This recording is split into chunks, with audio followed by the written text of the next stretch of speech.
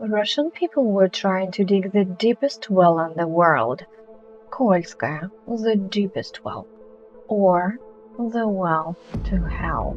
Scientists were digging deep to the Earth's center for 20 years to study some ancient organisms at its depth. They have managed to make a bore 12 kilometers long that it's deeper than Mariana Trench. The temperature on the bottom of this hole was reaching 180 Celsius and increased steadily. That was the reason to stop digging, cause the metal equipment started to melt.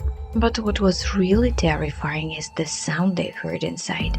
Scientists downed the microphone to the deepest part of the hole and distinguished multiple human screams of pain and despair. Let's listen.